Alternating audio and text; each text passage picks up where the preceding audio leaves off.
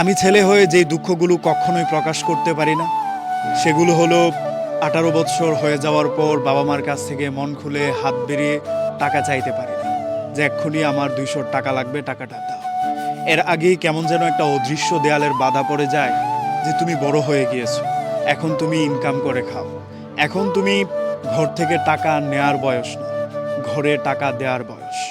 এখন তুমি আর আমাদের কাছ থেকে টাকা নিয়ে চলতে পারবে না, তোমার টিউশন ফি তুমি নিজে জোগাড় করো, তোমার বাবার চুল পেকে যাচ্ছে, তিনার হাতের লাঠি হও, ভয়ের কারণ হয় না। তুমি তোমার বাবার জন্য এখন ইনকাম করো, তিনার চোখে এখন চশমা লাগে, তিনার এই দায়িত্বটা তুমি নাও। তোমার মার বয়স হয়ে যাচ্ছে, তিনার জন্য ভালো কিছু করতে হবে। এই ব্যাপারটা কেন জানি একটা অদৃশ্য দেয়াল আমাদেরকে মনে করিয়ে দেয়, অথচ আমার হাত পা বাঁধা সমাজের বেড়া জালে। আমি এখন চাইলেই নিজের মতো করে ছোট একটা ব্যবসা শুরু করতে পারবো না। আমি পড়াশোনা করছি মানে আমার ভালো একটা জব ম্যানেজ করতেই হবে, আইদার আমার বাবার সম্মান সমাজে টিকে থাকবে না, আমার মারও পাড়া প্রতিবেশীর কাকিমাদের থেকে কথা শুনতে হবে। এই প্রত্যেকটা বিষয় একজন ছেলে হিসেবে 18 বছর কিংবা 20 বছর হয়ে যাওয়ার পর আমাকে চিন্তা করতে হবে। আমার প্রিয় মানুষ ধীরে ধীরে সময় পার করে নিচ্ছে, আমাকে ওয়ার্নিং দিয়ে দিচ্ছে, এই কিছু সময়ের মধ্যেই তোমাকে কিছু একটা করে দেখাতে হবে, অন্যথায় আমাকে ভুলে যাও। তার চিন্তা আমাকে করে করে খাচ্ছে। রাত পেরিয়ে যাচ্ছে এসব চিন্তা করে।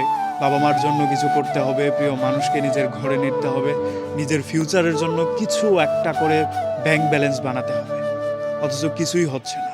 সময় পেরিয়ে যাচ্ছে, আমার বয়স হয়ে যাচ্ছে, চাকরির নামক সোনার হরিং আমার হাতে ধরা দিচ্ছে না। এইসব বিষয় মিলিয়ে একটা ছেলে 18-20 বছরের পর প্রায় অপারগ হয়ে যায়। সে দুঃখ খুলে কোথাও বলতে পারে না, পরিবারের কাছে নিজের কষ্টের কথা জানাতে পারে না। সে কিছু একটা শুরু করতে চায়, সেটার জন্য টাকা চাইতে পারে না। ম্যাক্সিমাম ক্ষেত্রেই ছেলেগুলো এইভাবে অপারগ হয়ে দেশের বাইরে চলে যায়। সেইখানে গিয়েও নিজের ভালো থাকার কথা ভুলে গিয়ে পরিবারের জন্য, সমাজের জন্য কিংবা নিজের মানুষদের জন্য কাজ করে যেতে হয়।